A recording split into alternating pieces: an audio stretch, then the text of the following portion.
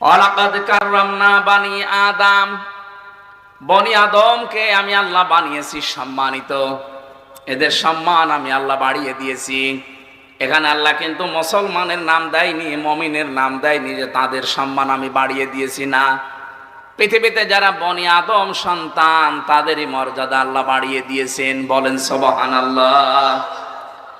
এখানে যে জাতির লোক, নামটা আমি বারবার বলছি এই কারণে, কারণ যেখানে এসেছি দেখেন দেবিদ্বার নাম শুনলেই বোঝা যাচ্ছে এখানে অন্য ধর্মের লোক আছে, যদি এখন মনে হয় কমে গেছে। আমার ভাইরা, এখানে যারা এসেছেন সবাইকে নিয়ে আল্লাহর দরবারে শুকরিয়া জানাচ্ছি, যিনি আমাদেরকে মানুষ বানিয়ে সম্মান বৃদ্ধি করে দিয়েছেন।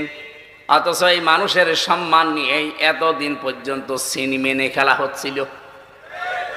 সবচাইতে বেশি বাংলাদেশে মানুষের সম্মান মর্যাদা নিয়ে সিনেমেনে খেলা হয়েছে বেশি। কি কথা বলেন? আল্লাহ নিজে সম্মান দিলেন আর আপনি সম্মান নষ্ট করেন। এজন্য কোন জালেম যদি ক্ষমতায় বসে তাহলে তার প্রথম দফা দুইটা কাজ করে, সে প্রথমে সেই দুইটা কাজ করবে।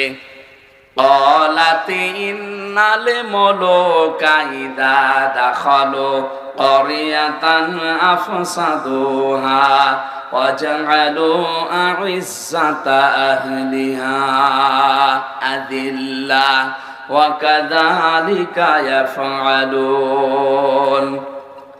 সূরা নামলের 34 নম্বর আয়াতে আল্লাহ বলেন, এই কথাটা বিলকিস রানীর।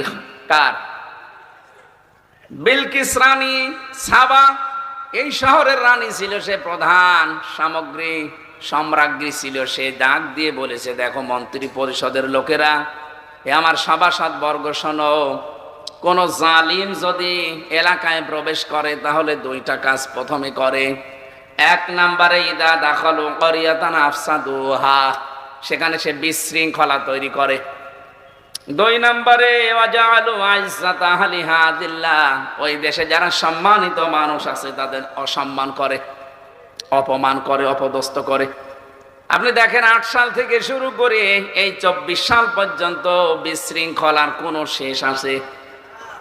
সেই শুরু করেছে 2008 থেকে 24 পর্যন্ত কতগুলো বিশৃঙ্খল ঘটনা ঘটিয়েছে।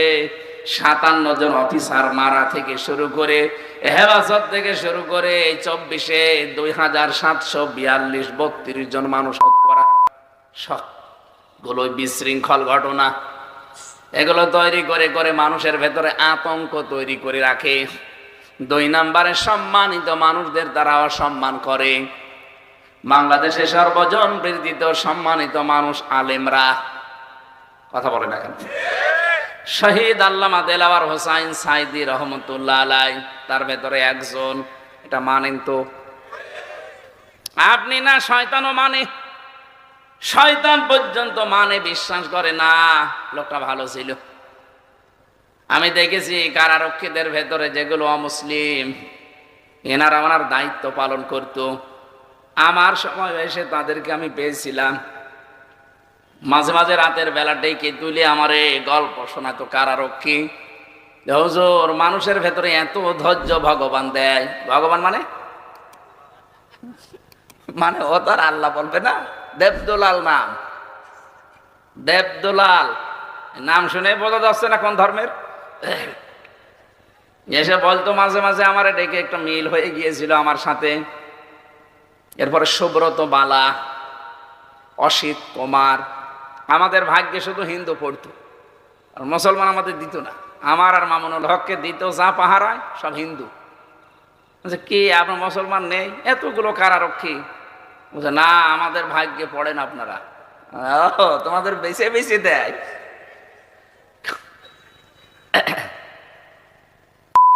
কন্টেম সেলের ভেতরে আমাদেরকে রেখে সামনে বসে থাকতো, কেউ যেন আমাদের সাথে কথা না বলে। এসে বলতো যে হুজুর, ভগবান মানুষকে এত ধৈর্য দেয়। আমরা সাইদি সাহেবের পাহারাও দিয়েছিলাম আপনার মতো, দেখেছি যে লোকটার ভেতরে ধৈর্য কি। 13টা বছর দুনিয়ার জীবনে শুধু একটা ঘরেই কাটিয়ে দিয়ে গেল, কোনদিন বিরক্ত হয়নি। আমি একটু বিরক্ত হয়ে যেতাম, ছোট মানুষ তো, কারণ আমিও যোগাযোগ বিচ্ছিন্ন ছিলাম। তারপরও মাওলানা মামুনুল হক ভাই আমার সাথে ছিল, আমি অনেক সাপোর্ট পেয়েছি লোকটার। শুকরিয়া লোকটার প্রতি আমি ঋণী তার কাছে। আল্লাহ তাকে হায়াতে তাজ্জেবা সিহাতে কুল্লিয়া দান করুন। আপনাদের পাশের জেলা এটা কুমিল্লা না? কুমিল্লার একটা সন্তান ছিল মুফতি আমিনী সাহেবের জামাই মাওলানা সাখাওয়াত হোসেন রাজি হাফিজাহুল্লাহ, ভালো ভালো আলেম একজন, মার্জিত মানুষ। উনিও আমার পাশের ছেলে ছিল, অনেকদিন ছিল লোকটা। এই যে মানুষগুলোর আমরা ধৈর্য দেখলাম, আপনার ভেতরে মাঝে মাঝে আমরা অস্থিরতা দেখি কেন? আমি মনে ওই মানে তো আমি এখনো যেতে পারিনি। কোথায় আল্লামা দেলাওয়ার হোসাইন সাইদি আর কোথায় হামজা, তার পশমের সমান হতে পেরেছি আমি। আপনি আমার ভেতরে ওনার খোঁজেন। যাই হোক, যে সম্মানিত মানুষদেরকে যারা অসম্মান করে, অপমান করে, এটা জালেমের 2 নাম্বার কাজ। বাংলাদেশে যে 2টা কথা বললাম কোরআন দিয়ে, 2টাই অলরেডি ঘটিয়েছে। কথা বলেন না কেন? তার মানে এরা জালেম। কোরআনের কাছে জিজ্ঞাসা করলেই পাওয়া গেল, আর দরকার নেই। এই জন্য এই কাজগুলো যদি সামনে কেউ করেন, আপনিও কিন্তু কিয়ামতের দিন আল্লাহর মামলার আসামি হয়ে উঠবেন। কারণ জালেম যারা, তারা হামজার মামলার আসামি না, ওরা সরাসরি আল্লাহর মামলার আসামি। এদেশে 1628টা চেয়ার ছিল। এই 15.5 বছরে যারা এই চেয়ারগুলোতে ছিলেন, যারা তাদের সহযোগী ছিলেন, প্রত্যেকেই আল্লাহর মামলার আসামি। আপনি শব্দটা খেয়াল করেছেন? ইন্নামাস সাবিলু আলাল্লাযিনা ইয়াজলিমুনান নাস।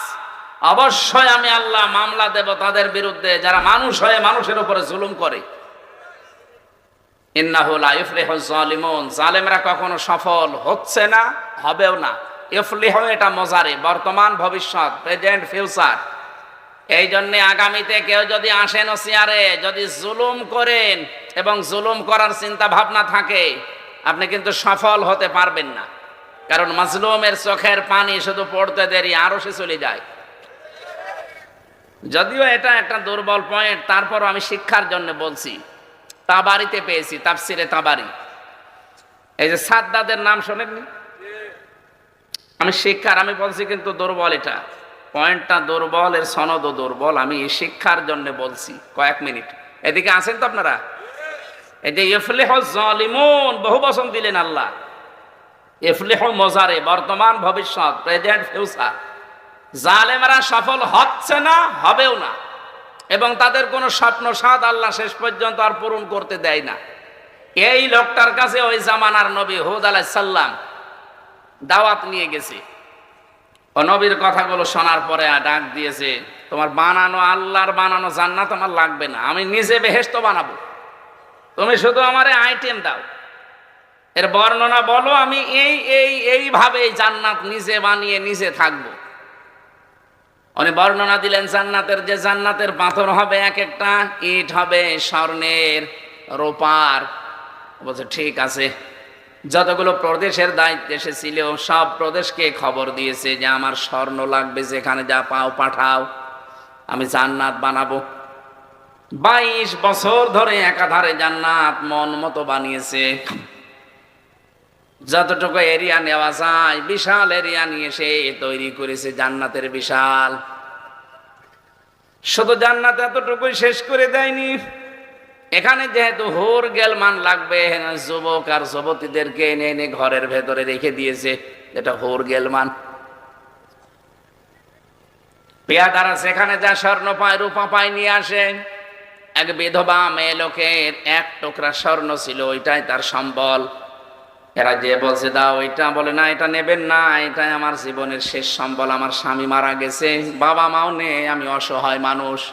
বলে না, বাদশার স্বপ্ন সাত পূরণ করা হবে, জান্নাত বানাতে হবে, দিয়ে দাও তাড়াতাড়ি। জোর করে কেড়ে নিয়েছে। মেয়েটা মাটির সাথে গড়াগড়ি দিয়ে বরদুয়া দিয়েছিল, মালিক আমার শেষ সম্বলটুকু যে জালেম কেড়ে নিল, তার স্বপ্ন তুমি পূরণ করতে দিও না।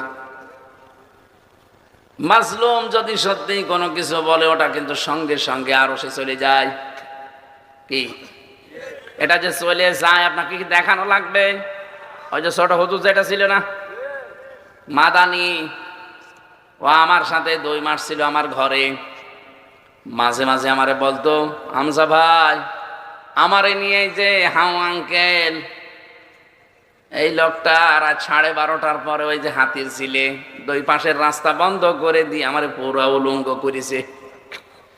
একটা অর্ধ উলঙ্গ মেয়ে লোক নিয়ে এসে আমার সাথে দাঁড় করিয়ে সিগারেট হাতে দিয়ে কাঁধের উপরে হাত তুলে দিয়েছে। আমি যতটুকু মানুষ, ওর কাঁধ কি, হ্যাঁ একেবারে ছোট, এই যে এই পর্যন্ত আমার ছবি তুলতেছে। আমি এক এসআইকে জিজ্ঞাসা করলাম, ভাই আপনারা যা করছেন এটা হারুন স্যার জানে না মানে উনি করাচ্ছে। বলে এত অসহায় লাগছিল নিজেকে, শেষ পর্যন্ত বরদোয়া করলাম, আল্লাহ যে অসহায় অবস্থায় আছে, আমি একটা মাজলুম, তুমি তো দেখতে পাচ্ছ, মেহেরবানি করে এটা তুমি তার জীবনও দেখিও। আল্লাহ ঠিক দেখিয়েছে, জীবদ্দশাই কয় ইঞ্চি, এই যে বরদোয়া যে কাজে লাগে।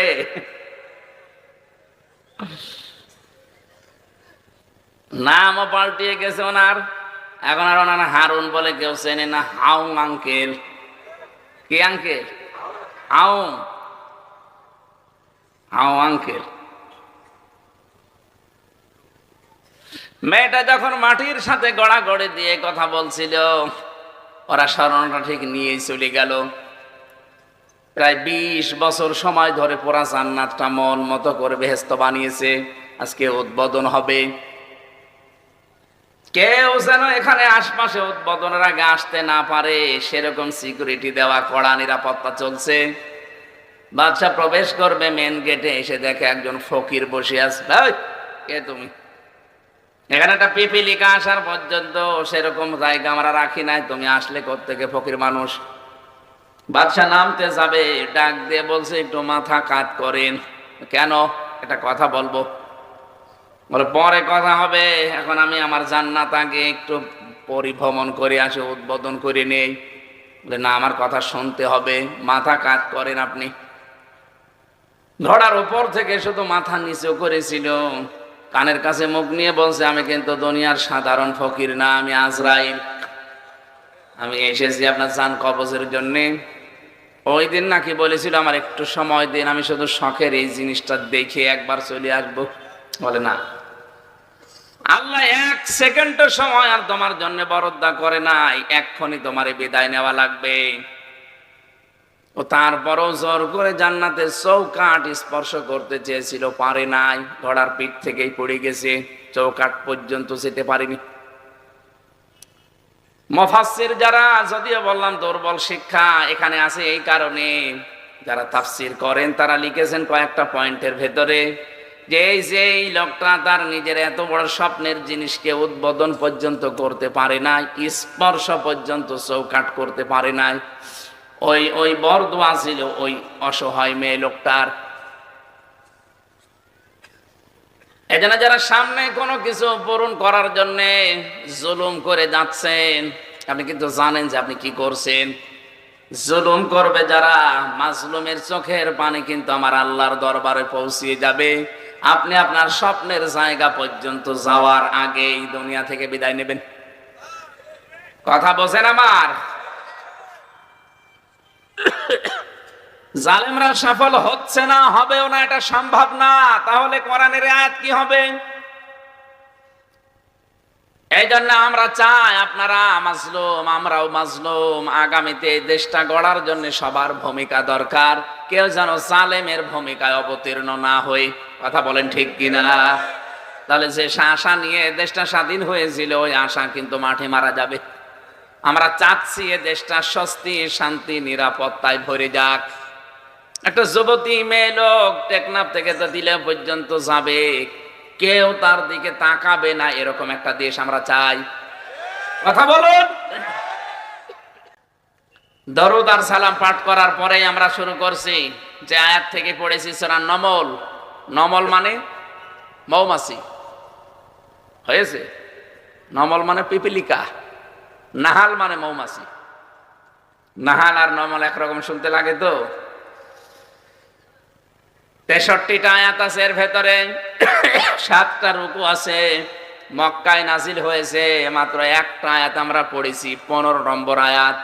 এখান থেকে আমরা বাস্তবতার সাথে মিলিয়ে তাফসীর আকারে কিছু কথা শুনতে চাই ইনশাআল্লাহ। জবান খুলে কোরআনের এই আয়াতটা একটু পড়েন। আউযু বিল্লাহি মিনাশ শাইতানির রাজিম, বিসমিল্লাহির রহমানির রহিম।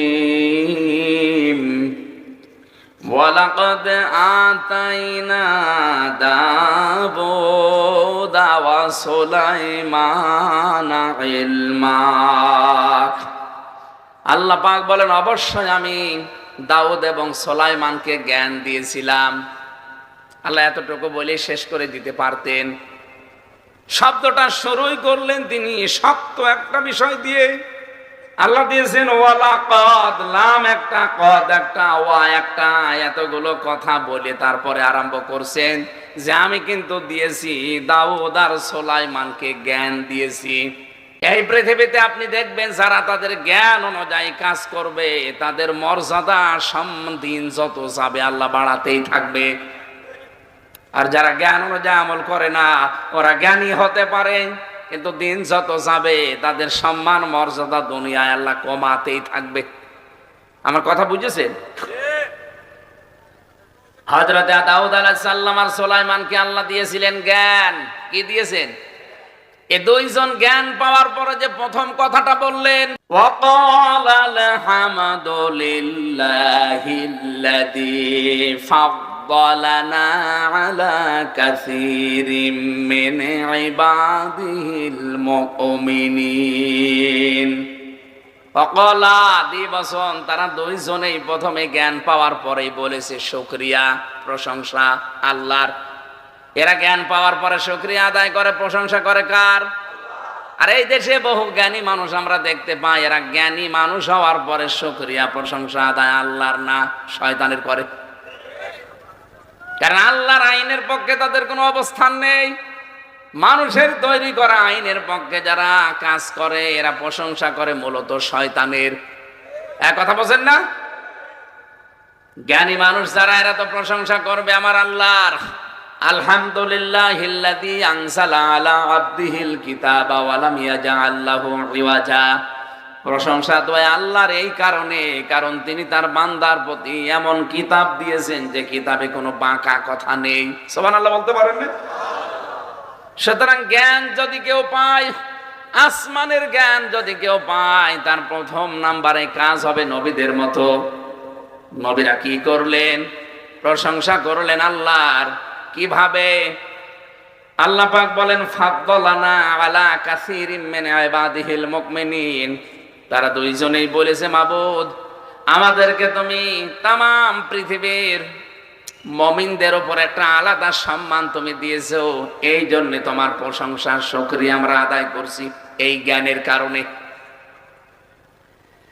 এখানে শব্দটা আমি দেখেছি তাফসীরের ভেতরে মিন ইবাদিহিল মুমিনিন, তোমার মুমিন বান্দাদের ভেতরেও তুমি আলাদা ভাবে আমাদেরকে সম্মান দিলে, এমনকি তুমি আমাদেরকে মুমিন বানালে। এ বাংলাদেশে 18 কোটি মানুষ, এর ভেতরে যারা সত্যিকারের ঈমানদার, যে মানুষগুলো এই বান্দা বান্দীদের ভেতরে ঈমান আনতে পেরেছে, নারী পুরুষ, তারা যেন অন্তত এখনই শুকরিয়া আদায় করে নেয়, আল্লাহ তুমি আমাকে ওদের মতো বানাতে পারতে, আলাদা ভাবে একটু আমাকে নিয়ামত দিয়েছো, অন্তত ঈমানের যে বিশাল দৌলতটা আমারে দিয়ে আমাকে দুনিয়ার আখিরাতে সম্মান বৃদ্ধি করে দিয়েছো। পৃথিবীতে হয়তো অনেকে ঈমানের কদর না বোঝার কারণে আমার উল্টাপাল্টা কথা বলে, তো ঈমানের মর্যাদা দাম কি এটা তো আমি এখন টের পাচ্ছি। এখন আমার প্রশ্ন হচ্ছে, তিনি কেন আল্লাহর বান্দাদের কথা না বলে মিন ইবাদিহিল মুমিনিন বললেন? যে মুমিন বান্দাদের থেকে তুমি আমাদেরকে আলাদা ভাবে একটা ফজল দিলে, অনুগ্রহ দিলে। এই যে ফাদ্দালানা, তুমি আমাদেরকে ফজল দিয়েছো, আমাদের মর্যাদা সম্মান বাড়িয়ে দিয়েছো। এই মর্যাদা কি? তাফসীরে মুফাসসির বলেন, 1 নাম্বার মর্যাদা এই দুইজন নবীকে আমার আল্লাহ দিয়েছিলেন কিন্তু রাষ্ট্র ক্ষমতা। কথা বলেন? রাষ্ট্র ক্ষমতা এটা একটা আলাদা মর্যাদার প্রতীক। আজ যারা অনেক মানুষ এই ধারণায়, যে কয়েকদিন আগের কথা বললাম, যারা বলছে এরা ধর্ম ব্যবসায়ী, এরা ধার্মিক না, এরা ওয়াজের ময়দানে, তাফসীরের ময়দানে কত রাজনীতির কথা বলে। আরে ভাই, আপনি কি বোঝেন? আজকে সকালবেলা একজন বক্তব্য অলরেডি দিয়েছে যে কোরআনে কারিমে কোনো রাজনৈতিক কথা নেই, ইতি অমোক। আরে ভাই, আপনি জানেন কোরআনে কি আছে না আছে? আপনি জানেন? আপনি কি কোরআনে পড়েছেন কোনোদিন? কোরআন কিভাবে লিখতে হয় আপনি জানেন? কোরআনের অর্থ কি জানেন? আপনি আন্দাজে এক ফতোয়া দিয়ে দিলেন। আলা তাকফু মা লাইসা লাকা বিহি ইলমুন, যে বিষয়ে তোর জ্ঞান নেই মুখ খুলবি না। কে বলছেন? বলেন বলেন। যে বিষয়ে তোমার জানা নেই এই বিষয়ে কথা বলবা না। আর বাংলাদেশের রোগ হচ্ছে যেটা জানে না ওটা বেশি করে বলে। আপনি কি জন্য বলতে যাচ্ছেন যে কোরআনে রাজনৈতিক কোনো কথা নেই, আলেমরা বানিয়ে বলছে? কেন বলেন? আপনি আপনি জানেন কোরআন কি? আপনি আমার কাছে বসেন, আমি কোরআনের উপরে অনার্স মাস্টার্স করেছি।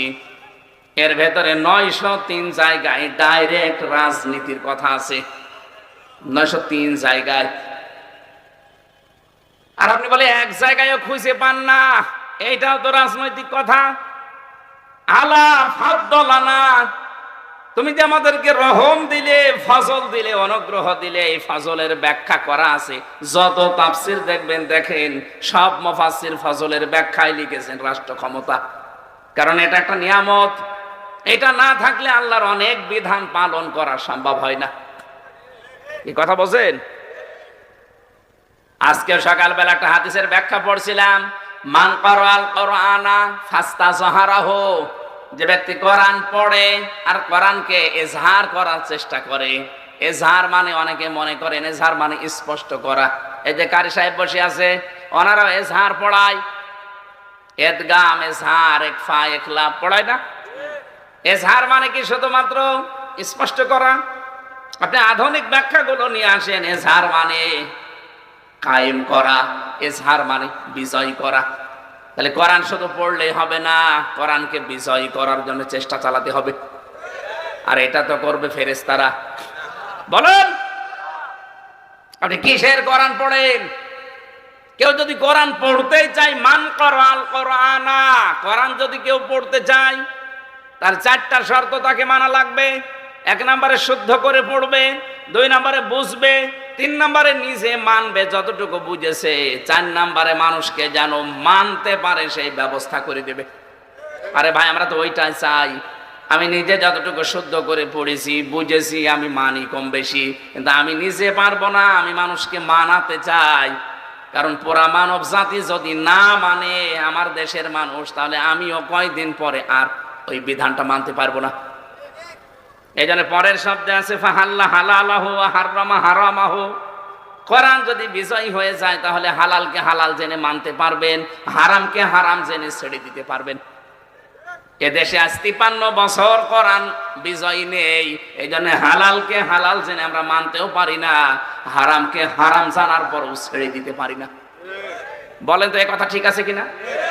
এদেশে হালালকে হালাল জানার পরও আমরা মানতে পেরেছি না? অনেক জায়গা আছে মানতে পারি না। এমনকি হারামকে হারাম জানার পরেও আমরা অনেকে ছেড়ে দিতে পারি না, কারণ কোরআন বিজয় নিয়ে। এই কারণে কোরআন যদি বিজয় থাকে, আপনি বাধ্য হবেন হালালকে হালাল জেনে মেনে নিতে, আর হারামকে হারাম জেনে আপনাকে মানতে বাধ্য করা হবে। মানবেন না মানে? অনেক মানুষকে এই জন্যই তো ভয় দেখানো হচ্ছে, ইসলাম যদি চলে আসে তাহলে কিন্তু হাত কেটে দেবে। আরে ভাই, আপনি কি চোর নাকি যে আপনার হাত কাটা হবে? যারা চোর তাদের নাই ভয় লাগতে পারে, তার মানে আপনি চুরি করবেন এই ভয় আছেন। মেয়েদেরকে তারা বিভিন্ন কায়দায় বোঝাচ্ছে যে এরা ধর্মের নামে রাজনীতি করে, ধর্ম ব্যবসা করে, এদের কথা মানবেন না। ইসলাম আসলে কিন্তু আপনারা ঘরবন্দি হয়ে যাবেন। আমির জামাত পোড়াটা উল্টিয়ে দিয়েছে, উনি ঘোষণায় দিয়ে দিয়েছে ইসলাম যদি দেশে আসে সবচাইতে বেশি নিরাপদে থাকবে মেয়েরা। আর মেয়েরা এখন বিশ্বাসও করছে, কারণ তারা দেখতে পাচ্ছে যে আপনারা তাদের খালি ভোগ করার চেষ্টায় আছেন। আর সম্মান মর্যাদা যদি দিতে চায় দেশে, ইসলাম তাদেরকে দিতে পারে। আমাদের আদি পিতা হযরত আদম আলাইহিস সালাম, তাকে আল্লাহ সরাসরি ওই জায়গায় মেয়েদেরকে মর্যাদা সম্মান জান্নাতের ভেতর থেকে দেওয়া আরম্ভ করেছে। অকুলনা ইয়া আদামুসকুন আনতা ওয়া যাওজুকাল জান্নাতা ওয়া কুলা মিনহা রাগাদান হাইসু শি'তুমা ওয়া লা তাকরাবা হাযিহিশ শাজারাতা ফাতাকুনা মিনাজ জালিমিন। বলেন আল্লাহু আকবার। রব্বুল আলামিন বলেন, হে পৃথিবীর মানুষেরা সাবধান। আদম নবীর এই ঘটনাটা আল্লাহ আমাদের শোনাচ্ছেন কেন? এখানে শিক্ষা আছে। আদম আলাইহিস সালামকে বললেন, তোমার স্ত্রী এটা নিয়ে চলে যাও জান্নাতে, সাবধান, যা ইচ্ছা খাবে, যা ইচ্ছা ধরবে, কিন্তু ওই গাছটার কাছে যাবে না। প্রশ্ন আসতে পারে, হযরত আদমকে আল্লাহ বিয়ে দেওয়ার পরেই নিয়ে গেলেন জান্নাতে, হযরত আদম আলাইহিস সালাম আর হাওয়া বিয়ে হওয়ার পরে তারা গেলেন তাদের বাড়িতে, কারণ জান্নাত আদম আলাইহিস সালামের বাড়ি আর আমাদের বাবার বাড়ি। কি কথা বলে না কেন? এখান থেকে একটা মাসলা বের হয়, বিয়ে করার পরে আপনাকে কিন্তু বউ নিয়ে বাবার বাড়ি যাওয়া লাগবে। অথচ আমরা অনেকে এই ঘর জামাই থেকে যাই, নাকি এলাকায় ঘর জামাই সিস্টেম নেই। বউ বিয়ে করে নিয়ে যাও নিজের বাড়িতে, কি করবা ওখানে? আল্লাহ প্রথম শব্দটাই ওদের অধিকার কিভাবে দিয়েছেন এই শব্দের দিকে খেয়াল করেন ভাই। ওয়াকুলা, আংতা ওয়াকুলা দেয়নি, একবারে কোলা দিয়ে বচন দিয়েছেন।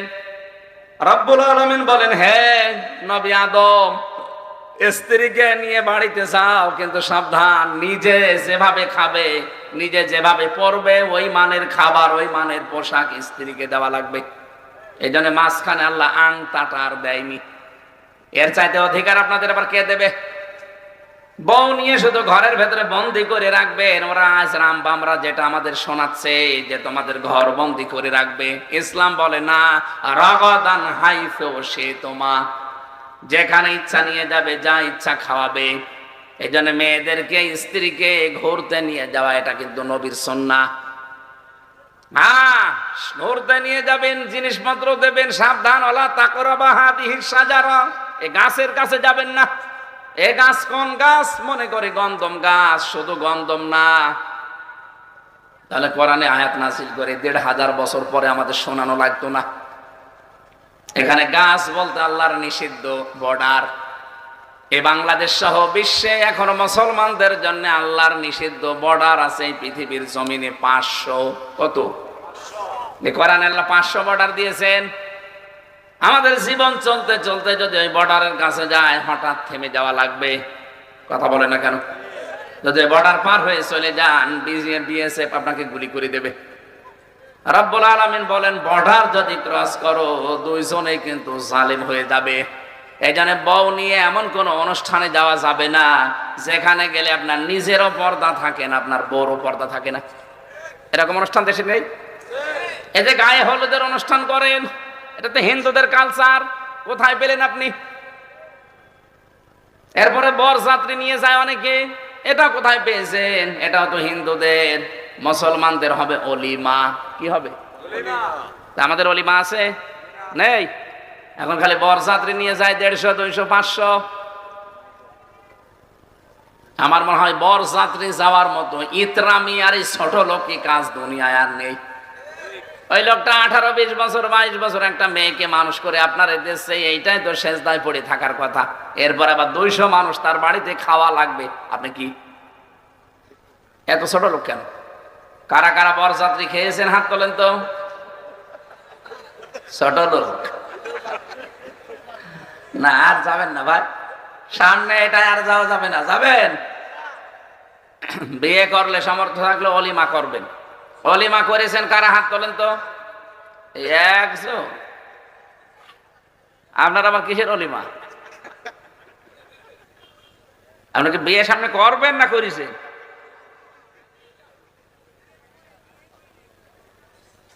আমি হাসির খোরাকে দেয়নি। অলিমা করা নবীর সুন্নাহ, আর বরযাত্রী যাওয়া হিন্দুদের কালচার। আপনি কোনটা বেছে নেবেন এখন বলেন? এখানে এমন কোন জায়গায় বউ নিয়ে হলুদ অনুষ্ঠানে, বরযাত্রীতে এমন কোন জায়গায় যাবেন না যেখানে গেলে নিজের পর্দাও নষ্ট হয়ে যায়, বড় পর্দা থাকে না। তাহলে আপনি জালেম হয়ে যাবেন। মেয়েদের কত মর্যাদা দিলেন আল্লাহ, একবারে কোলা দিয়ে কত অধিকার দিলেন। আর ওরা এখন বোঝাচ্ছে যে ইসলাম আসলে তোমাদের ঘর বন্দি করে ফেলবে, বাইরে যেতে পারবা না। কয়েকদিন আগে সিনেমা জগতের একজন নাকি বলেছে যে ইসলাম যদি চলে আসে, জামাত ইসলাম, তাহলে আমি এই যে সিনেমা করেছিলাম ওই টাকা এখনো পাইনি, যে টাকা কি করব, ওই টাকা আমি পাবো কি করে? ওরে শয়তান, কোন দিকে ওর মন! ও সিনেমা করেছে, নাটক করেছে, সে টাকা এখনো দেয়নি পরিচালক, এই জন্য বলছে ওই টাকা যদি আমি না পাই। এই জন্য আমি চাই না যে জামাত ইসলাম এই দেশের ক্ষমতায় আসুক। আপনি সিনেমা না, আপনার যা ভাল লাগে করবেন, কিন্তু ইসলামের ভেতরে থাকা লাগবে। আর পরিবেশটা আল্লাহ এরকম বানিয়ে দেবে যদি ইসলাম আসে। এখানে যারা এই মসজিদে নামাজ পড়তে যান, নামাজ পড়তে গিয়ে চার দেওয়ালের মাঝে আছেন, আপনার যদি এখন বিড়ির নেশা লাগে, খেতে পারবেন? বলেন। খেতে চাইলে বাইরে আসা লাগবে। কেন? কারণ ওই পরিবেশটাই ওই রকম। ইসলাম যদি সত্যি আসে, এরপরে 500 আইন আছে, 500, এগুলো সব যদি দেশে কায়েম হয়ে যায়, এই দেশটাই হয়ে যাবে একটা মিনি জান্নাত। আপনার মনেও চাইবে না যে একটু ডাল খাই, একটু লাল পানি খাই, একটু বিড়ি খাই, এরকম নাপাক জিনিস আপনার মনেই আসবে না, কারণ পুরাটাই হয়ে যাবে মসজিদের মতো পরিবেশ। আমরা এটা চাই না। এই জন্য উল্টা পাল্টা ধারণা না করে যারা কথা দিচ্ছে, এতদিন তো যারা দিয়েছে শুনলেন, দেখলেন একটাও মেলে না। এখন যারা দেয়, আপনি অন্তত একটু আল্লাহর কোরআন এই আইনটা একটু মেনে দেখেন। ডক্টর কামালের এই সংবিধান বানানো সংবিধান দিয়ে তো কিছুই হয়নি। আল্লাহর কোরআনে আল্লাহ সংবিধান দিয়েছেন, সূরা ফুরকান 77টা আয়াত আছে, 73টা ধারা আছে এই সূরার ভেতরে। এই ধারাগুলো যদি বাংলাদেশে কায়েম হয়ে যায় না, যে বাংলাদেশে তামাম দুনিয়ার ভেতরে একটা মিনি জান্নাত হিসেবে আমরা দেখতে পাবো। আর হবে আমার আশা, কারণ কোরআনের পাখি আল্লামা সাইদি রহমতুল্লাহ আলাইহি যেই কয়টা স্বপ্নের কথা তিনি বলেছেন, একটা স্বপ্ন আল্লাহ মিথ্যা করেনি, সবগুলো দেখিয়েছে। বলেছিল জালেমরা ইঁদুরের গর্ত পাবে না, ঠিক পাইনি। এক কথা বলেন না কেন? নাড়া দেওয়া হবে, দিল্লি পড়বে, তাই পুলিশ বলেছিল জালেমদের নাকের ডগার উপরে দেশে কালেমার পতাকা পতপত করে উঠবে, সেই অবস্থা তৈরি হচ্ছে সামনে।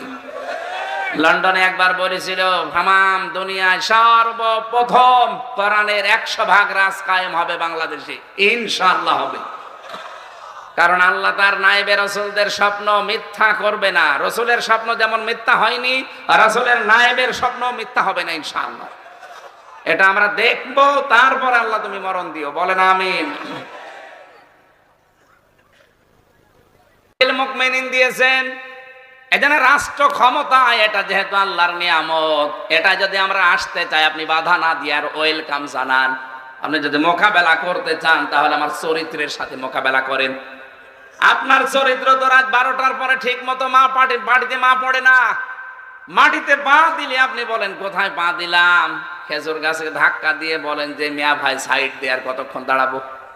এরকম চরিত্রের মানুষ নেই। আপনি আমাদের চরিত্রের সাথে মোকাবেলা করেন তো। আপনি নিজের বউ থাকতে হোটেলে রাত কাটান, আপনার যৌবন আপনি বিক্রি করে দেন, আমার সাথে আপনি মিলান, আমার চরিত্রের সাথে আপনি মিলিয়ে তারপরে মোকাবেলা করেন। শুধু উল্টা পাল্টা দোষ আমার নামে চালিয়ে দেন কোন কারণে? আমি কথা বলছি যা একেবারে নির্ভেজাল টাটকা কথা বলছি। ফাদ্দল আমার ব্যাখ্যা যেটা পড়েছি সেটা বলছি, কেউ যেন উল্টা পাল্টা ধারণা করবেন না। আলেমরা এখন মেম্বার হবে, আলেমরা চেয়ারম্যান হবে, আলেমরা মেয়র হবে, আলেমরা উপজেলা চেয়ারম্যান হবে, আলেমরা এমপি হবে, আলেমরা মন্ত্রী হবে, আলেমরা প্রধানমন্ত্রী হবে। বলেন, এটা আল্লাহর একটা অনুগ্রহ। আল্লাহ পাক যেহেতু আমাদেরকে দিচ্ছেন এবং দেবেন, এই জন্য আমরা শুকরিয়া আদায় করছি। যারা জ্ঞানী মানুষ তারা আল্লাহ পাক এরপরে জানিয়েছেন, ওয়ারিসা সুলাইমান দাউদ ওয়া ক্বালা ইয়া আইয়ুহান নাস। সুলাইমান হচ্ছে দাউদ নবীর উত্তরাধিকারী। তিনি ডাক দিয়েছিলেন মানব মণ্ডলীকে, হে মানব জাতি, উল্লিমনা মানতিকাত তায়রি, আল্লাহ আমাকে পাখির ভাষা শিখিয়েছেন। এই যে পাখির ভাষা শিখিয়েছেন, এটা যেন অহংকার চলে না আসে, এই জন্যে হযরতে সুলাইমান পরবর্তী শব্দে তিনি বলেছেন, ইন্না হাযা লাহুয়াল ফাদলুল মুবিন। অবশ্যই এটা আমার আল্লাহর পক্ষ থেকে একটা দয়া। সুবহানাল্লাহ বলতে পারেন? নিজেকে অহংকার মুক্ত রাখার জন্য তারা কথা কত সুন্দর ভাবে গুছিয়েছেন, আর আমাদের কিছুই নেই, আমাদের অহংকারের ঠেলায় বাঁচে না। বলেন তো, পাখির ভাষা আমি বুঝি, এটা অহংকার আসতে পারে, আর কেউ বোঝে না, আমি বুঝি। এই যেন অহংকার যেন না আসে, তিনি প্রশংসার সঙ্গে সঙ্গে আদায় করছেন। তিনি নত হয়ে গেলেন, এতটুকু তিনি শেষ করেননি, তিনি বলেন ওয়াউতিনা মিন কুল্লি শাই, আমাকে দেওয়া হয়েছে এই পৃথিবীর যত কল্যাণ সব। সুবহানাল্লাহ বলো। এই যে যত কল্যাণ সব, এর ভেতরে আমি তাফসিরে ফি জিলালিল কোরআন আর সাইয়্যিদ আবুল আলা মাউদুদী রাহমাতুল্লাহ আলাইহির তাফসিরে এই দুইটা তাফসির মিলিয়েছি জেলখানায় বসে। আমি দেখলাম ওনারা উতিনা মিন কুল্লি শাই এর ভেতরে 27টা বিষয় দিয়েছেন, 27টা পয়েন্ট আকারে দিয়েছেন একটা একটা করে। সুলাইমান নবীকে পাখির ভাষা বোঝা এবং দুনিয়ার সব কল্যাণ, এই সব কল্যাণের ভেতরেও তিনি প্রথম নাম্বারে দিয়েছেন রাষ্ট্রীয় ক্ষমতার কথা। রাষ্ট্রীয় ক্ষমতার কথা কেন দিলেন তারা? ওই যে আগেই বললাম, এটা যদি সত্যিই কায়েম না হয়, আপনি জানার পরও হালাল মানতে পারবেন না, জানার পরও হারাম ছেড়ে দিতে পারবেন না। নবীজি নিজে 13 বছর নামাজ পড়েছিলেন মক্কায়, পড়েননি? কিন্তু মূর্তি সামনে নিয়ে 360টা মূর্তি ছিল সামনে। কাবা ঘরের ভেতরে মূর্তি ছিল না? উনি যে 13 বছর নামাজ পড়েছিলেন মক্কার জমিনে, না পড়েননি? মূর্তির সামনে নিয়ে নামাজ পড়লো কি করে? বলেন, মূর্তির সামনে নিয়ে নামাজ হয়? অথচ নবী নিজে নামাজ পড়ছেন। মূর্তি একটা মূর্তিও তো সরাতে পারেন নাই। আগস্টের 5 তারিখের আগের মতো ছিল নবী, একটা মূর্তিও ভাঙতে পারেন নাই। কি আগস্টের 5-এর পরে আর বলা লাগে নাই, একটাও আর রাখা লাগে নাই, সবই উল্টিয়ে গেছে গণেশ। তাহলে নবীজি নিজে 360টা মূর্তি কাবা শরীফের ভেতরে কাফেররা ঢুকিয়েছে, একটাও ফেলে দিতে পারেননি। ফেলে দিয়েছিলেন মদিনা যাওয়ার পরে, রাষ্ট্র ক্ষমতা হাতে নিয়ে নিজে আসলেন। এবার এসে বললেন আলীকে যে সব ভেঙে ভেঙে ফেলে দাও। আমি কি বানিয়ে বলছি? বলেন বলেন। সবগুলো যখন ফেলে দিলেন, তখন তিনি কোরআনের আয়াত পড়ে শোনালেন, আকুল জাল হক ওয়া যাহাকাল বাতিল ইন্নাল বাতিলা কানা যাহুকা। বলেন আল্লাহু আকবার। আমার মনে হয় ওই সময় আমাদের দেশে এসে গেছে। এখন 13টা বছর আমরা মূর্তি 15.5 বছর সরাতে পারি নাই। যত সরাতে চেষ্টা করেছি তত হাইকোর্টে পর্যন্ত দিয়েছে।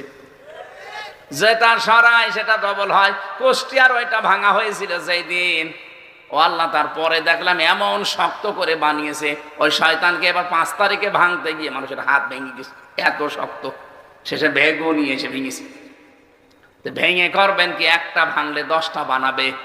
অথচ এখন একটা না, মাথার ওপরে সেইটাও এখন খুলে ফেলে দিচ্ছে জনগণ। হযরতে সুলাইমান নবী আলাইহিস সালামকে আল্লাহ যতগুলো নিয়ামত দিয়েছিলেন, আমার নবী যেহেতু 13 বছর তিনি নামাজ পড়েছিলেন মূর্তির সামনে নিয়ে, পরবর্তীতে রাষ্ট্র ক্ষমতা পাওয়ার পরে সবগুলো ভেঙে ফেললেন। তার মানে প্রশ্ন আসতে পারে, এই দেশে আমাদের অনেক বিষয় আছে যেটা আমরা বাধ্য মানতে পারছি না, ক্ষমতা নেই তাই। কথা বলেন না কেন? এই যে সুদ ভিত্তিক অর্থনীতি, ব্যাংকিং ব্যবস্থা, আপনি ওয়াজ করেই বন্ধ করতে পারবেন ব্যাংক থেকে সুদ। এই যে সোনালী, রূপালী, চৈতালি যত ব্যাংক আছে, জীবনেও আপনি ওয়াজ করে পারবেন না। এটা বন্ধ করার জন্য আইন লাগবে। কথা বলে না কেন? আর আইন পাশ করা হয় সংসদে। কোথায়? এই জন্যে তো আমরা চাচ্ছি 300 জন এমপির ভেতরে 151 জন মানুষ যদি এই শহীদ ভাইয়ের মতো কোরআনে কারিম বুকে নিয়ে যেতে পারে, আর ওখানে যে যদি সুদের বিরুদ্ধে, ঘুষের বিরুদ্ধে, জেনার বিরুদ্ধে এই আইনগুলো যদি পাশ হয়ে যায়, ওনাকে আপনি একটা ভোট দেবেন, একটা ভোটে আপনি 18 কোটি মানুষের সওয়াব পেয়ে যাবেন। কারণ সারা দেশে তখন এই আইনটা জারি হয়ে যাবে। অথচ উনি হাত তুলেছিল মাত্র একা। এরকম 300 জন মানুষ ওখানে বসবে, সেখানে মাত্র একজন। আমি জানি জালেমরা এটা বোঝার পরে, মুনাফিকরা বোঝার পরে আমার নামও কালকে গালি দেবে। না, কেউ শুরু করিস। আরে ভাই, আমি আপনাকে বাঁচাতে চাই। আপনি তো ওই জায়গায় পৌঁছিয়ে মদের আইন পাশ করবেন, জেনার আইন পাশ করবেন, কিন্তু এই মানুষগুলো জীবনেও মদের আইন, জেনার আইন, বাবার আইন পাশ করবে না। এরা পাশ করলে নামাজের আইন পাশ করবে। যাই স্পিকার বলবে যে নামাজ চান কারা কারা, 300 জনের ভেতরে 151 জন যদি এরকম মানুষ বলে হ্যাঁ আমরা চাই, জয়যুক্ত হয়ে যাবে। পরের দিন আর নামাজের ওয়াজ করা লাগবে না, এমনি নামাজ কায়েম হয়ে যাবে। জাকাতের কথা যদি বলে হ্যাঁ জয়যুক্ত হয়ে যায়, তাহলে জাকাত ভিত্তিক অর্থনীতি দেশ থেকে কায়েম হলে সুদের যত মায়ের সাথে জেনা করার গুনাহ আছে সব ছাঁটিয়ে বিদায় করা হবে। এদেশে আজ অনেকেই আমরা কিন্তু নামাজও পড়ি, মায়ের সাথে জেনাও করি। কি এই যে আপনি টাকা ছেড়ে রাখেন, 1000 টাকা দিলে মাসে মাসে 200 টাকা বেশি দেয় না? এলাকায় এগুলো নেই? হ্যাঁ, কারা কারা এই ব্যবসায় আছেন? যারাই থাকেন মায়ের সাথে আপনি জেনা করছেন, বুঝে করেন আর না বুঝে করেন, নাকি বিশ্বাস হচ্ছে না? যদি করে থাকেন 1000 টাকা ছেড়ে রেখেছেন, 1000 টাকায় নেবেন, ওই 200 টাকা বেশি নিতে পারবেন না? না, আমার তো মনে হয় এই এলাকায় নেই। এই গ্রামে আবার এটা থাকবে। যদি কেউ করিয়ে থাকেন, বাড়ি যাওয়ার আগেই নিয়ত করে যান যে আমি ছেড়ে দেব। কারা কারা ছেড়ে দিতে পারবেন হাত তোলেন তো। ওই তো আছে তো মনে হচ্ছে। আমি তো মনে করছিলাম না, মনে হয় সেটারই করছে। তো বহু মানুষ আছে, দাঁড়িয়েলা মানুষ, আপনি টাকা ছেড়ে দিয়ে গেছেন। কি করেন, কি কয় টাকা ছাড়া আছে আপনার?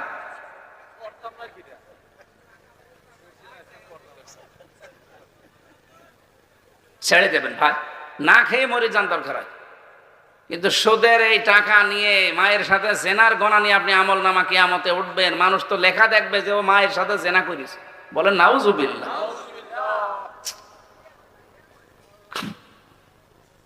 এই জন্য এই যে ফাদ্দালানা, ফাদ্দালানা শব্দের ব্যাখ্যার উতিনা মিনকুল্লি শাইই শব্দের ব্যাখ্যা একই। হযরত সুলাইমান নবী বলেন আমাকে যত নিয়ামত আল্লাহ দিয়েছেন তার ভেতরে 1 নম্বরে আমাকে রাষ্ট্র ক্ষমতা আল্লাহ দিয়েছেন। শুধুমাত্র এই দুনিয়ায় বাংলাদেশের মতো জায়গা না, তামাম দুনিয়া আল্লাহ আমাকে চালানোর ব্যবস্থা করেছেন। ওয়া হুশিরা লিসুলাইমানা জুনুদুহু মিনাল জিন্নি ওয়াল ইনসি ওয়াত তায়রি ফাহুম ইউসাউন। আমি যখন হাজির করতাম, সুলাইমান নবী যখন কোন জায়গায় বের হবেন, বিশাল মানুষের, জিনের আর পাখিদের কাতার কাতার বদ্ধ করে তিনি বের হতেন। হাত্তা ইযা তাওয়া আলা ওয়াদিন নামলে, একটা পিপিলিকার উপত্যকার পাশ দিয়ে, পিপিলিকার ঘাটির পাশ দিয়ে যাচ্ছিলেন। হঠাৎ হযরতে সুলাইমান লক্ষ্য করলেন ক্বালাত নামলাতুন, বলছে একজন পিপিলিকার সর্দার, ক্বালাত নামলাতু ইয়া আইয়ুহান নামলু দুখুলু মাসাকিনাকুম। তিনি দাঁড়িয়ে ঘোষণা দিচ্ছে, হে আমার জাতি, সুলাইমান নবী আসতেছে। লা ইয়াহতিমান্নাকুম সুলাইমান ওয়া জুনুদুহু ওয়া হুম লা ইয়াশউরুন। সৈন্যবাহিনী নিয়ে আসতেছে, হয়তো তাদের অজ্ঞাত সারে পায়ের নিচে পিষ্ট হয়ে মরে যেতে পারো, তাড়াতাড়ি করে নিজের গর্তে প্রবেশ করো। প্রশ্ন আসতে পারে, একটা পিপিলিকা, এই যে পিপিলিকার নামে আল্লাহ সূরা দিয়েছেন এই কারণেই, সে তার জাতিকে সতর্ক করেছে যে বিপদ আসতেছে সামনে, তাড়াতাড়ি লুকিয়ে পড়ো। আল্লাহ এত কথা, এই কথাটা এত ভালো, বেশি এত ভালো লেগেছিল আল্লাহর কাছে, রব্বুল আলামিন তার নামে পুরো একটা সূরা 63টা আয়াত বিশিষ্ট নাজিল করে দিলেন। সুতরাং কেউ যদি নেতা হতে চায়, সামনে নেতৃত্ব দিতে চায়, তার জীবনের প্রথম টার্গেট হওয়া লাগবে আমি জাতিকে বাঁচাতে চাই। কিন্তু আমরা এমন নেতা পাচ্ছি তারা জাতিকে বাঁচানো দূরের কথা, আরো জাতিকে ধ্বংস করার লাইনে আছে। আপনি দেখেন 15.5 বছরে যারা নেতৃত্ব দিয়েছে, শিক্ষা ব্যবস্থা ধ্বংস করে ফেলেছে, অর্থনীতি ধ্বংস করে ফেলেছে। এই কথা বলছে না? আপনি দেখেন কোন বিভাগে যাবেন, বিচার ব্যবস্থা ধ্বংস করে ফেলেছে, আইন আদালত ধ্বংস করে ফেলেছে, প্রশাসন ধ্বংস করে ফেলেছে। অথচ জাতির যারা নেতৃত্ব দেবে তাদের প্রধান কাজ হবে জাতিকে বাঁচানো। যাতে যেন অন্তত ডাল খর না হয়, বাবা খর না হয়, লাল পানি খর না হয়। বাঁচাতে হবে জাতিকে, জীবনটাই দিয়ে দিতে হবে দরকার হয়। লাল পিপিলিকা বড় যেটা, ওইটা দাঁড়িয়ে মাজা নিজের ঠ্যাঙ্গের ওপরে, পায়ের ওপরে ভর দিয়ে দাঁড়িয়ে ঘোষণা দিচ্ছে, ইয়া আইয়ুহান্নাম লুদখুলু মাসাকিনাকুম, তাড়াতাড়ি ঘরে ঢোকো। আজ বাংলার জাতি, এই বাংলাদেশে যারা নেতৃত্ব দিচ্ছে, এই নেতাগুলো যদি আমাদের জাতিকে এইভাবে জান প্রাণ দিয়ে আগলিয়ে রাখতো না, বাবার কাছে যেতে দেব না। অথচ নেতাদের দেখলাম সব বাবা খোর আর বাবার ব্যবসা করে। কক্সবাজারের বদি সাহেব বাবা সম্রাট। দরবেশের মতো মানুষ কত রকমের উল্টা পাল্টা ব্যবসা করেছে, ৩৬,০০০ কোটি টাকা মারিং কাটিং করেছে। আপনাদের পাশে আল্লাহর ওলি এখন সব স্বীকার করছে, জাতিকে ধ্বংস করে দিয়েছেন। সবচাইতে বেশি ধ্বংস হয়েছে শিক্ষা ব্যবস্থাটা। কি করেছেন আপনি বলেন তো?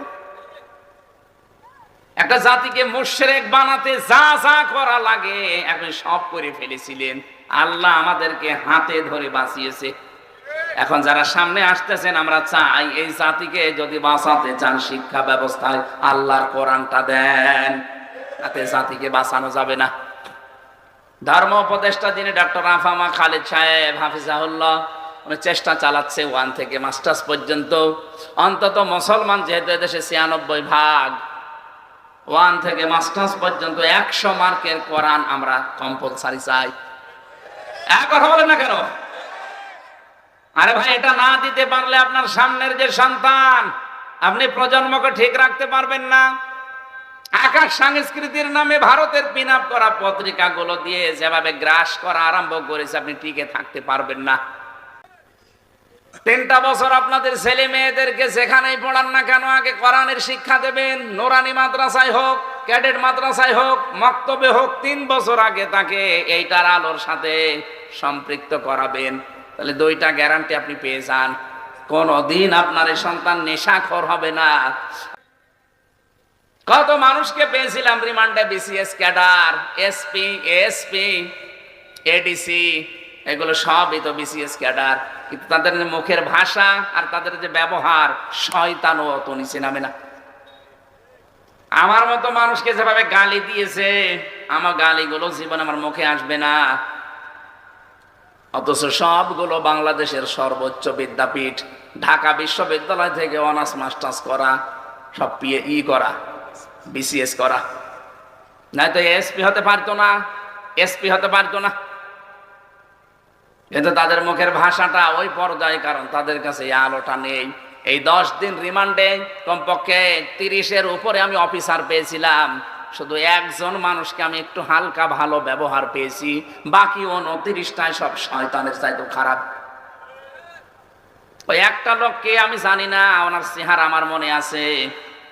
উনি এসে শুধু আলেমদের একটু সম্মান দেখিয়েছে, যে ভাই ধৈর্য ধরেন।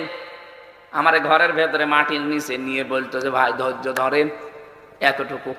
আর বাকি যারা এসেছে, মা মাতালি তুলে আমার বউ পর্যন্ত তুলে নিয়ে আসবে, এই ঘোষণা দিয়েছিল। আর বারকে যে অত্যাচার গুলো তো আছে, আমার নিজের সামনে আমি দেখেছি, কারো নখ তুলে নিয়েছে, এই হাতের নখ, পায়ের নখ সবগুলো তুলে নিয়েছে।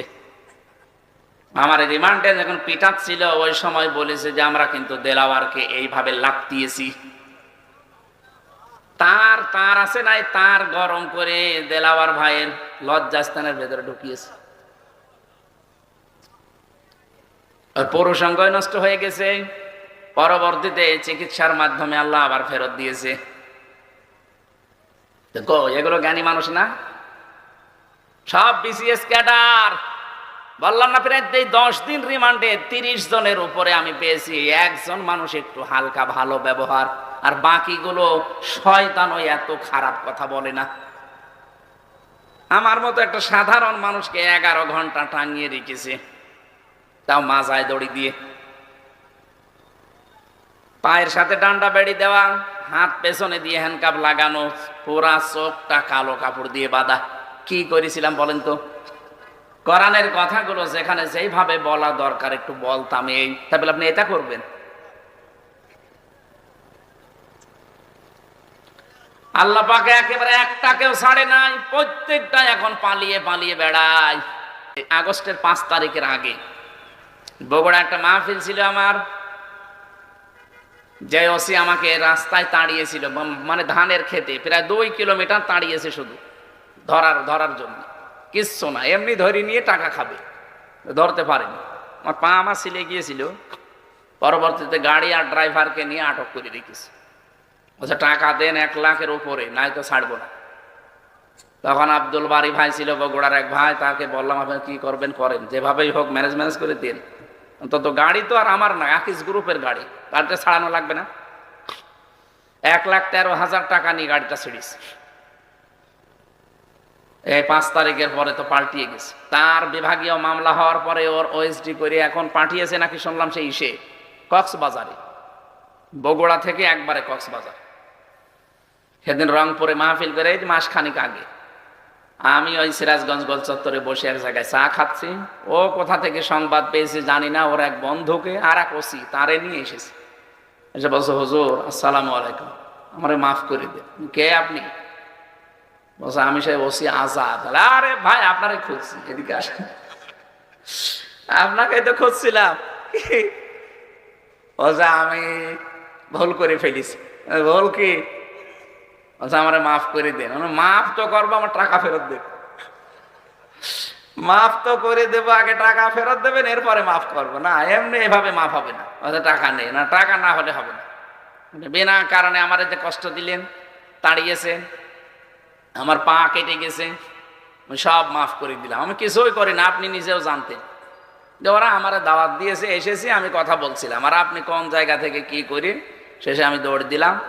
আপনাকে তো আমি ওই দিন দেখতে পারিনি অন্ধকারে, কিন্তু আজকে যে সরাসরি আপনি একেবারে চলে এসেছেন, আল্লাহর ওলি, টাকা দেওয়া লাগবে, 7 দিন সময় দেন, আমি দিয়ে দেব। দিয়েছে, 1 লাখ ফেরত দিয়েছে। পুলিশ যে টাকা ফেরত দেয়, আমার মনে হয় বাংলাদেশের ইতিহাসে এই প্রথম।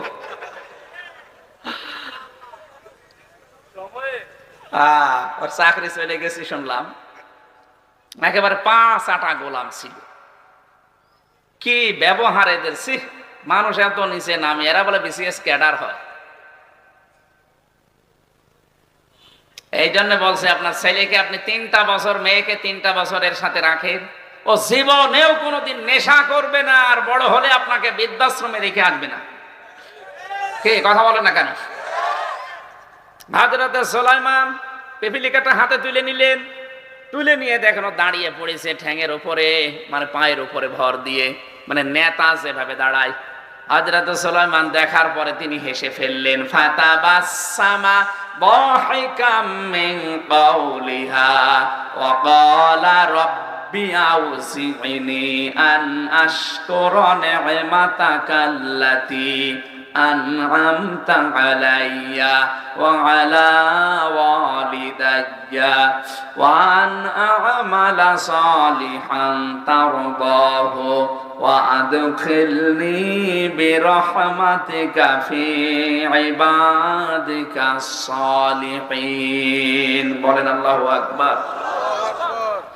রব্বুল আলামিন বলেন হযরত সুলাইমান একটা হাসি দিলেন, তার নাম মিসকি হাসি, এই জন্য তাবাসসুম। তাবাসসুম মানে কি?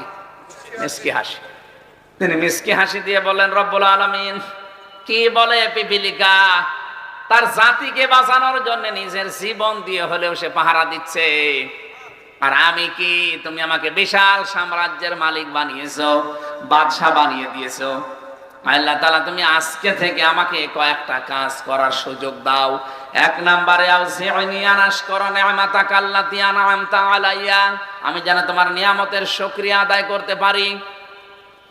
হযরত সুলাইমান প্রথম বললেন আমি যেন তোমার নিয়ামতের শুকরিয়া আদায় করতে পারি। দ্বিতীয় নম্বর বলেছিলেন ওয়া আলা ওয়ালিদাইয়া, আর আমার মা বাবার শুকরিয়া আদায় করতে পারি। এবার আসেন প্রশ্নে। ওরা কোরআন শরীফের ভেতরে যেখানে আপনি শুকরিয়া আদায়ের কথা দেখবেন, সেখানে দেখবেন আল্লাহর কথা বলার পরেই মা বাবার কথা আছে। আনিশকুরলি ওয়ালি ওয়ালিদাইকা, আল্লাহর শুকরিয়া আদায় করো, মা বাবার শুকরিয়া আদায় করো। কারণ কি, এই পৃথিবীতে আল্লাহর পরে সবচাইতে বেশি আপনার জন্য শ্রম দিয়েছে আপনার মা আর বাবা। একটা মানুষকে এই দুনিয়ায় আনতে মায়ের কষ্ট সহ্য করা লাগে 57 ইউনিট। এদেশে যত পুরুষ মানুষ আমরা আছি সর্বোচ্চ কষ্ট সহ্য করতে পারবো 45 ইউনিট, এর বেশি পারবো না। কিন্তু আমার মা আমাকে দুনিয়ারে মুখ দেখাতে গিয়ে 57 ইউনিট কষ্ট সহ্য করেছে। কিন্তু আফসোস, কত সন্তান আমরা এখানে আছি শুধু স্ত্রীর কারণে, শ্বশুর শাশুড়ির কারণে হাজারো পরিবারে মা বাবার সাথে খারাপ ব্যবহার করা হয়, এমনকি তাদেরকে আলাদা করে দেওয়া হয়, খোঁজ খবর নেওয়া হয় না, বৃদ্ধাশ্রম রেখে আসে। নাকি দেশে নেই? আমি সহ যারা সন্তান আছে দুনিয়া একদিকে হয়ে যায়, যাক, দরকার হয় শ্বশুর শাশুড়ি, মা শ্বশুর শাশুড়ি, নিজের স্ত্রী সন্তান আদি দুনিয়ার সম্পদ ক্ষমতা সব ছেড়ে দেওয়া কোনো ব্যাপার না। কিন্তু সাবধান, যে লোকটা 57 ইউনিট কষ্ট সহ্য করে দুনিয়ার মুখ তোমাকে দেখিয়েছে, এটাকে যেন ভুলে যেও না, তাহলে আল্লাহর আরশ পর্যন্ত কাঁপতে থাকবে। নবীজি বলেছেন, কোন সন্তান যখন মায়ের সাথে বাবার সাথে খারাপ ব্যবহার করে তখন আরশ কাঁপে, খুঁটিগুলো কাঁপতে কাঁপতে কাঁপতে। আল্লাহ রাব্বুল আলামিন জিজ্ঞাসা করে, কি হয়েছে? রব্বুল আলামিন, তোমার এক বান্দা বাংলাদেশ নামক একটা দেশে কুমিল্লা জেলার দেবিদ্বার থানায় হামলাপুরে তার সন্তানটা দেখলাম মা আর বাবার সাথে খারাপ আচরণ করেছে, মা মন খারাপ করিয়াছে। যতক্ষণ পর্যন্ত সন্তান তার মা আর বাবার কাছে ক্ষমা না চাইবে ততক্ষণে আরশ কাঁপা বন্ধ হবে না। কোথায় ধাক্কা লাগে দেখেছেন? নবীজি বলেন, এই যে আঙ্গুলের ভেতরে আঙ্গুল দিয়ে এভাবে চাপ দেয়, একটা আওয়াজ হয়েছে, একটু মট করিস, একটু ব্যথা পেয়েছি। আমার আচরণে যেন মা বাবা এরকম ব্যথাও না পায়। সম্মানিত মা বোন যারা এসেছেন, হাজারো মেয়ে লোক এখানে বসে আছেন আমি জানি, মহিলা প্যান্ডেলে। সম্মানিত মা বোনদের আমি হাতে পায়ে ধরে বলছি, আমি আমাদের ভালোবাসি। আমি বাস্তবতা নিয়ে বলছি, হাজারো পুরুষ মানুষ আজ এই স্ত্রীর এই ঝামেলার কারণে মা বাবারে আলাদা করে নিজেও সহ্য করতে পারে না, শেষে মানসিক রোগী হয়ে যায়। এরকম সন্তান দেশে নেই? আপনি কি করবেন? আপনাকে তো বুদ্ধি দেওয়া হয় যে তাড়াতাড়ি আলাদা হয়ে যা, শ্বশুর শাশুড়িকে মানা করে দে, আলাদা করে দে, ওদের তাড়িয়ে দে, অন্য ছেলের ভেতরে দিয়ে দে, তুই আরামে থাকতে পারবি। কিসের আরাম আপনার? আপনি যা করছেন এইটা তো আপনার ছেলে আপনার মেয়ে শিখবে। 2 বছর 5 বছর 10 বছর 15-20 বছর পরে ওইটাই আপনার উপরে ফেরত আসবে। হযরতে সুলাইমান নবী পিপিলিকার কাছ থেকে শিক্ষা নিয়ে হাসি দিয়ে এইটা বলেছিলেন, মাবুদ, আমি তোমার শুকরিয়া আদায় করার পাশাপাশি যেন আমার মা বাবার সাথেও শুকরিয়া আদায় করতে পারি, সেই তৌফিক তুমি আমাকে দান করো। মেয়েরা, আমি আবার বলছি, সম্মানিত মা বোনেরা, বিশেষ করে পুত্রবধূ যারা আছেন, শুধু নামাজ পড়ে, শুধু রোজা রেখে, শুধু কালো বোরকা পরে জীবনও জান্নাত যেতে পারবেন না, যতক্ষণ পর্যন্ত স্বামীর মনকে আপনি সন্তুষ্ট করতে না পারবেন। আর স্বামী সন্তুষ্ট অতক্ষণ হবে না যতক্ষণ আপনি স্বামীর মা বাবাকে নিজের মা বাবার মতো না ভাববেন। অনেক মহিলা আছে কিছু হলেই মা বাবার নাম তুলে স্বামীকে খোঁটা দেয়। এই কথা বলেছেন, তোমার মা বাবা আমার দেখা আছে, কি বলেন আপনি?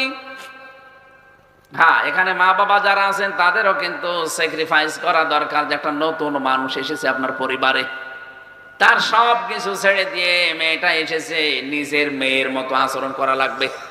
নিজের মেয়ের একটু ভুল হলেও তো মাফ করে দেন। আর তার যদি 5 চুন থেকে পান খসে তখন আপনি বাড়িতে হরুজ তরুজ করেন। কিসের নামাজ পড়েন আপনি? এটা তো আপনার নামাজ।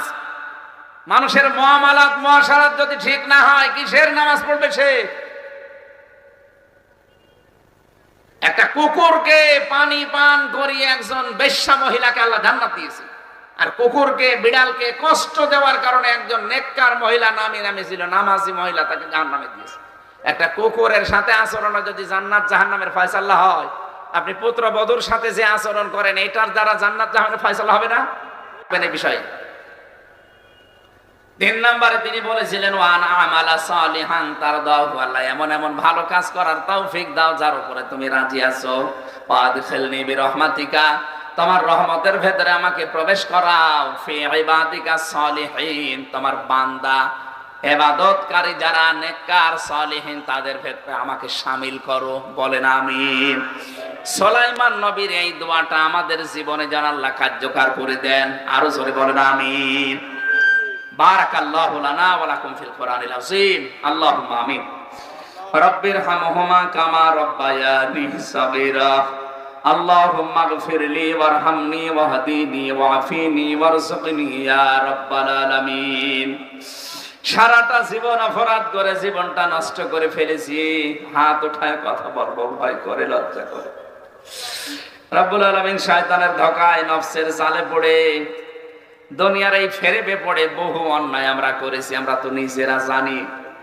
মাথা নিচু করেন, চক্ষু বন্ধ করেন, জীবনের অপরাধগুলো স্মরণ করেন। আল্লাহ তাআলা সারা জীবনের অপরাধ যদি আমাদের শরীরে লেখা থাকতো, মানুষ আমাদেরকে কুকুরের মতো ঘৃণা করত। যেভাবে গোপন রেখে দিয়েছো কেউ জানে না, কিয়ামতের কঠিন ময়দানে তোমার সাত্তার নামের কারণে আমাদের গুনাহগুলো গোপন করে দিও আল্লাহ। আল্লাহ তাআলা, কত মানুষ এই জমিনে শাহাদাতের মরণ পায়, কত মানুষ এই জমিনে দিন কায়েমের জন্য জীবনটা দিয়ে চলে যায়। কিয়ামতে দেখানোর মতো আমাদের কিচ্ছু নেই যে কি নিয়ে তোমার সামনে দাঁড়াবো। একটাই বুঝি আছে, তোমার নাম গাফফার। আল্লাহ নামের ওসিলায় আমাদের সবাইকে তুমি নিজ গুণে মাফ করে দিও। সুলাইমান নবী আলাইহিস সালামের জীবন থেকে যে কথাগুলো শুনেছি, আমাদের জীবনে এগুলো তুমি সেট করে দাও। এ বিশাল আয়োজনে তোমার যে যুবক বান্দাগুলো শ্রম দিয়েছে, আল্লাহ যুবকদেরকে আর কোনো অন্যায় কাজে ঠেলে দিও না, এদেরকে তুমি হযরতে ওমরের মতো বানিয়ে দাও। সম্মানিত মা বোনদেরকে খাদিজার মতো, আয়েশার মতো বানাও। দুনিয়ার জীবন যে ধোঁকা, এটা আমাদেরকে বোঝার তৌফিক দাও। কারো পেছনে থেকে যেন আমাদের আখিরাতটা আমরা ধ্বংস করে না ফেলি। এ মাহফিলের জন্য যারা শ্রম দিলেও, কষ্ট স্বীকার করলে, টাকা পয়সা দিলেও, আল্লাহ এদের টাকাগুলো ওসমানের সাথে মঞ্জুর করো। যত মানুষ এলাকায় কবরে আছে, কবরটা তুমি জান্নাত বানিয়ে দাও। মাহফিলের প্রধান অতিথি, সভাপতি, বিশেষ অতিথি, কত আলেম এখানে এসেছে, আলেমদেরকে তুমি আলেম হিসাবে মঞ্জুর করে নাও। আগামীর বাংলাদেশ আল্লাহ তুমি যাই হোক কোরআনের হাতে তুলে দাও। দেশীয় এবং আন্তর্জাতিক ষড়যন্ত্র আছে, আল্লাহুম্মা ইন্না নাজআলুকা ফি নুহুরিহিম ওয়া নাউযু বিকা মিন শুরুরিহিম। সব কিছুর মোকাবেলায় আমরা তোমাকে রাখলাম, তুমি যথেষ্ট হয়ে যাও। আকালু হাসবুনাল্লাহু ওয়া নি'মাল ওয়াকিল, নি'মাল মাওলা ওয়া নি'মান নাসির। লা ইলাহা ইল্লা আনতা সুবহানাকা ইন্নী কুনতু মিনাজ জালিমিন। রাব্বানা হাব লানা মিন আজওয়াজিনা ওয়া যুররিয়াতিনা কুররাতা আয়ুনি ওয়াজআলনা লিল মুত্তাকিনা ইমামা। আল্লাহ, আমরা যা বলেছি তুমি শুনতে পেয়েছো, দয়া করে তুমি কবুল করে নিয়েছো। আগামীতে অনুষ্ঠানটা কোরআনের প্রচারের জন্য আরো বিশাল আকারে তুমি কবুল করে নিও আল্লাহ।